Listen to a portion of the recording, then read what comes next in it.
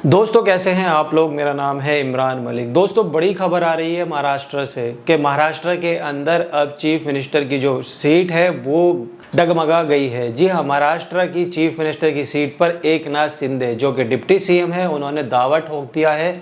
और वो क्या दावा कर रहे हैं और वो क्यों अब दोबारा से महाराष्ट्र का चीफ मिनिस्टर बनने जा रहे हैं, सारी जानकारी मैं आपको दूंगा। अगर आप इस चैनल पर नए हैं तो चैनल को सब्सक्राइब कीजिएगा, बेल आइकन दबाना ना भूलिएगा। दोस्तों ऐसा लग रहा है कि महाराष्ट्र के अंदर एक बार फिर से सीएम चेंज होने वाला है। दोस्तों अमित शाह जी ने शिंदे के सामने एक नया ऑफर, एक नई शर्त रख दी है सीएम बनने के लिए। तो क्या अब तलवार फडणवीस पर आ गई है? इस मुद्दे पर मैं सारी आपको जानकारी दूंगा कि आखिर ऐसा क्या होने जा रहा है कि क्या 6 महीने के अंदर ही मुख्यमंत्री चेंज हो जाएगा। क्योंकि महाराष्ट्र के अंदर सियासी उठापटक है वो लगभग शांत हो चुकी थी, लेकिन मसला ये हुआ कि एकनाथ शिंदे सवेरे सवेरे पहुंच जाते हैं अमित शाह जी से मिलने के लिए। सुबह सुबह वो तड़के 4 बजे अमित शाह जी से वो बैठक करते हैं। शिंदे की बैठक होती है, कहां पर होती है वो भी मैं आपको बता रहा हूं। ये होती है पुणे के गोरेगांव में वेस्टर्न होटल के अंदर। दोस्तों उस वेस्टर्न होटल के अंदर सुबह 4 बजे एकनाथ शिंदे जो कि महाराष्ट्र के डिप्टी सीएम हैं वो अमित शाह से मिलने के लिए पहुंच जाते हैं। मिलने के लिए पहुंचते हैं, अमित शाह मुलाकात करते हैं, मुलाकात का वो समय देते हैं, बैठते हैं एक साथ। और शिंदे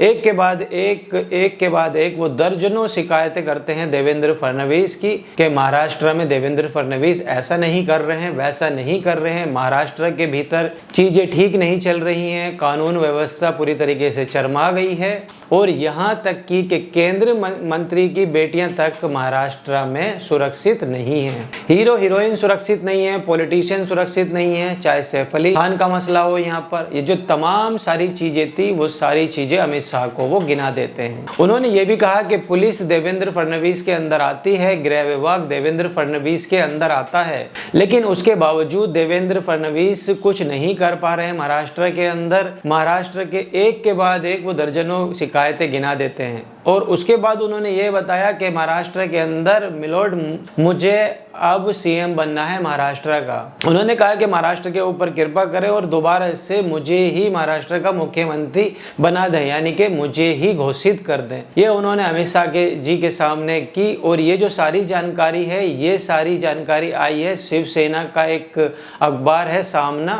मुखपत्र है, उसमें पूरी तरीके से छापी गई है, पूरी डिटेल के साथ बताया गया है कि कैसे अमित शाह जी की मीटिंग हुई है एकनाथ शिंदे को। और ये पूरा छापा गया है, पूरा लिखित में बताया गया है। अंदर की जो स्टोरी है, जो भी वहां पर बताई गई है, वो सारी जानकारी उस अखबार में छापी गई है, जो सामना अखबार है शिवसेना का, उसके अंदर। लेकिन दोस्तों इसमें अमित शाह जी क्या कहते हैं? अमित शाह जी कहते हैं सारी जानकारी, उन्होंने कहा कि आप अपनी पार्टी का विलय हमारी पार्टी में करा दीजिए। अगर आप अपनी पार्टी का विलय हमारी पार्टी में करा देते हैं तभी आपकी कोई जिम्मेवारी बन पाएगी, आप इसके लिए हकदार हो सकते हैं कि आप सीएम पद के लिए दावा ठोकें। इस पर एकनाथ शिंदे पलटवार करके कहते हैं कि गृह मंत्री जी, जो महाराष्ट्र के अंदर चुनाव हुआ था वो मेरे नाम पर चुनाव लड़ा गया था, मेरी सरकार में ही चुनाव लड़ा गया था। तो इस पर अमित शाह तपाक से जवाब देते हैं कि चुनाव मोदी जी के नाम पर लड़ा गया था और हमारी ज्यादा सीटें हैं, हमारी 125 सीटें हैं, तो मुख्यमंत्री हमारी ही पार्टी का होगा।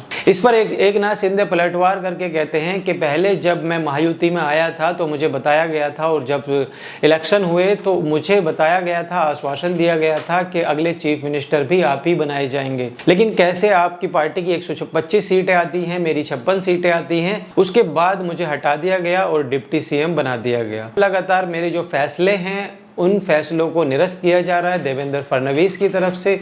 लगातार जो मैंने पूर्व सरकार में काम किए हैं उन कामों को पूरी तरीके से बंद किया जा रहा है। मेरे पास महत्वपूर्ण विभाग भी नहीं है। अब आप बताइए आप मैं क्या करूं? तो अमित शाह जी बोलते हैं कि आप अपनी पार्टी का विलय मेरी पार्टी में कर लीजिए, उसके बाद ही आप सीएम पद के लिए दावा ठोक सकते हैं। अब इस पर एकनाथ शिंदे कहते हैं कि मैं अगर आपकी पार्टी में विलय कर लेता हूं तो शिवसेना के सिंबल का क्या होगा? शिवसेना का जो हमारा सिंबल है उसका क्या होगा, वो सिंबल खत्म हो जाएगा। तो दोस्तों इस पर अमित शाह जवाब देते हैं कि जो शिवसेना का सिंबल है ये हमने ही आपको दिलाया था, हमारी वजह से ही आपकी पार्टी बनी थी और आप अपनी पार्टी का विलय यहाँ कर सकते हैं और जो भी बात की प्रक्रिया होगी वो हम संभाल लेंगे। तो कैसे एकनाथ शिंदे को अब ब्लैकमेल किया जा रहा है, कैसे एकनाथ शिंदे का जो एक वक्त में मराठा था वो एकदम जाग गया था, उन्होंने कैसे उद्धव ठाकरे के साथ में बगावत की और अपने कुछ नेताओं को लेकर वो आसाम के एक होटल में शिफ्ट हो गए थे और वहां से उन्होंने पूरी पार्टी तोड़ी और पार्टी तोड़ने के बाद उन्होंने शिवसेना बनाई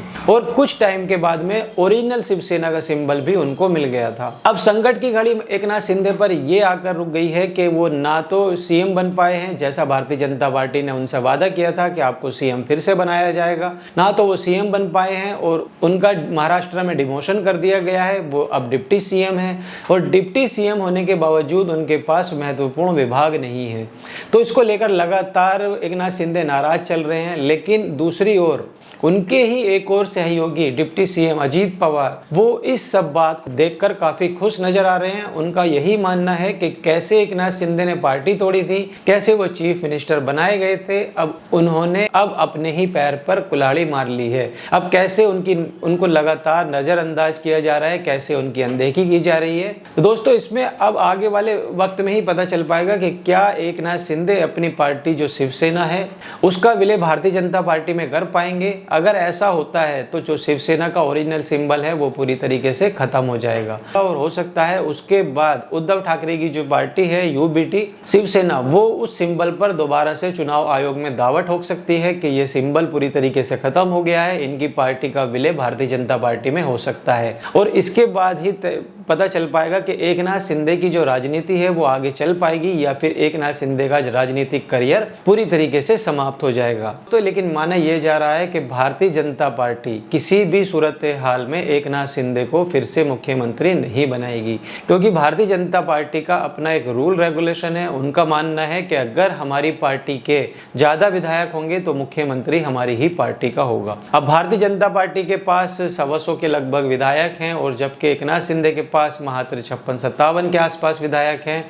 तो भारतीय जनता पार्टी कैसे एकनाथ शिंदे को सीएम बना सकती है? पहले भारतीय जनता पार्टी ने इसलिए सीएम बनाया था कि उन्होंने मौजूदा सरकार उद्धव ठाकरे की शिवसेना, शरद पवार की एनसीपी और कांग्रेस, इन तीनों के गठबंधन के साथ उद्धव ठाकरे सरकार में थे, उनकी सरकार को तोड़ना था। उसी के एवज में महाराष्ट्र के अंदर एकनाथ शिंदे को केवल 2.5 साल के लिए सीएम बनाया गया था। अब एकनाथ शिंदे सीएम की कुर्सी पर तो नहीं रहे, वो डिप्टी सीएम है, जैसे वो लगातार मांग कर रहे हैं। अभी आने वाले दिनों में पता चल पाएगा क्या वो दोबारा डिप्टी सीएम बन पाएंगे या फिर उनकी पार्टी पूरी तरीके से खत्म हो जाएगी और भारतीय जनता पार्टी में उसका विलय हो जाएगा। तो दोस्तों इस पर आपकी क्या राय है, आप हमें कमेंट करके बताइए। वीडियो कैसी लगी, वीडियो को लाइक कीजिए, चैनल को सब्सक्राइब कीजिए। तब तक मिलते हैं अनदर वीडियो में। जय हिंद।